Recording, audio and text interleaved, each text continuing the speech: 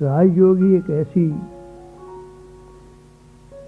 समझो प्रैक्टिस समझो, पुरुषार्थ समझो, जिसके माध्यम से आत्मा सत्व प्रधान बन सकती है, जिसके माध्यम से आत्मा पापों से मुक्त हो सकती है। क्योंकि इसमें एक ऐसी शक्ति है इस योग में जो कि एक अग्नि का काम करती है। जैसे अग्नि द्वारा संसार की वस्तुएं जो होती हैं उसको शुद्ध किया जाता है, या फिर कुछ जल से भी शुद्ध किया जाता है।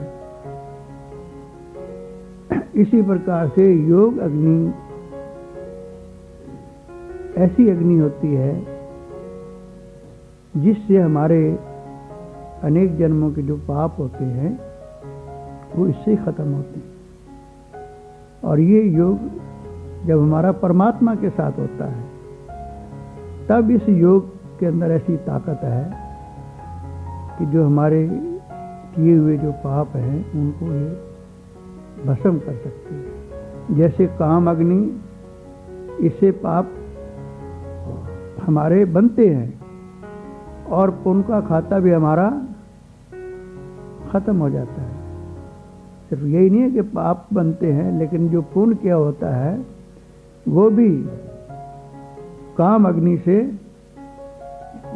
खत्म हो जाता है, और साथ और पाप कर्म की वृद्धि होती है। ऐसे ही योग अग्नि के अंदर ऐसी ताकत है जो कि हमारे पाप हैं उसको ये दग्ध कर सकती है, और किसी चीज़ के अंदर ऐसी ताकत नहीं है। अब ये योग के बारे में लोगों को काफ़ी भ्रांति रहती है। कई बच्चे बाबा के यहाँ नए बैठे हैं, पुराने भी कुछ बैठे हैं। योग के बारे में सही तरीका हमें समझना चाहिए। ये आत्मा का परमात्मा के साथ योग है। ये इतना सहज है जिसके लिए हमको कुछ भी कठिन विधि अपनाने की जरूरत नहीं है।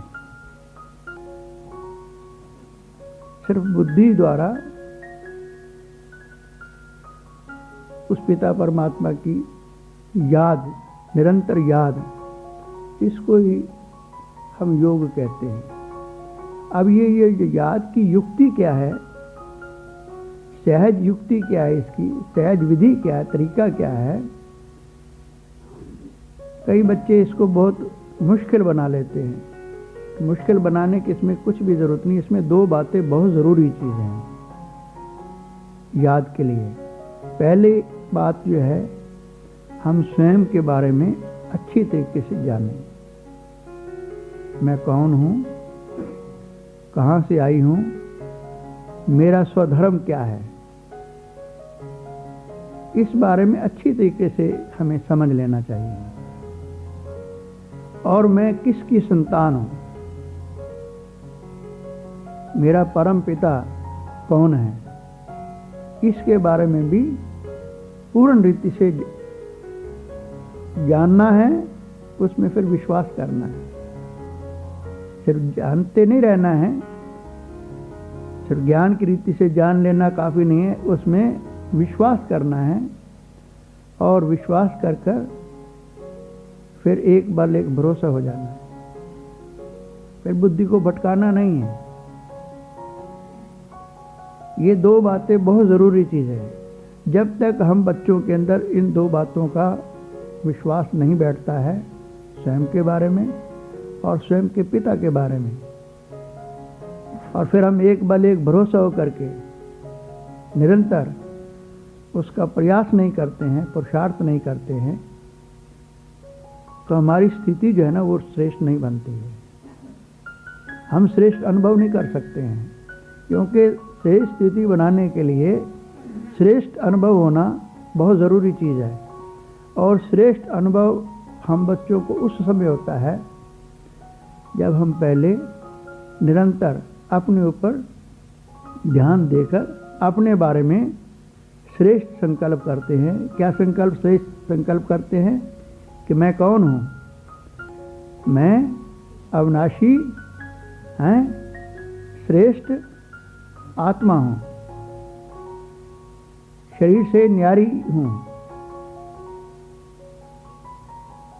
और श्रेष्ठ आत्मा किसकी संतान है? शांति के सागर, सुख के सागर, पवित्रता के सागर, ज्ञान के सागर, प्रेम के सागर, आनंद के सागर, उसकी मैं संतान हूं। मैं आत्मा भी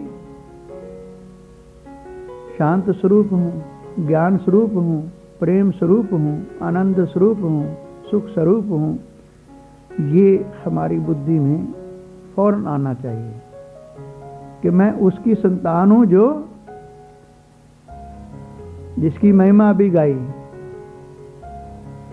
शांति का सागर, प्रेम का सागर, आनंद का सागर, सुख का सागर, पवित्रता का सागर, प्रेम का सागर। मैं उसकी संतान भी क्या हूं?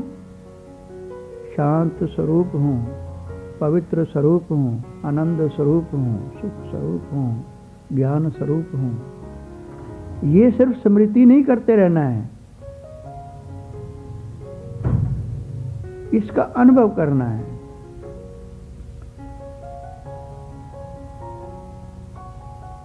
अपने अंदर इसकी महसूसता लानी है। और जब महसूसता लाएंगे इस स्मृति से, तो आपका योग स्वतः ही उस पिता परमात्मा के साथ लगता जाएगा और कुछ नहीं करना है। इस महसूसता को अपने अंदर भरना है और भरते भरते अपनी ऐसी स्थिति बना लेनी है, शांत स्वरूप की, प्रेम स्वरूप की, सुख स्वरूप की, ज्ञान स्वरूप की, आनंद स्वरूप की।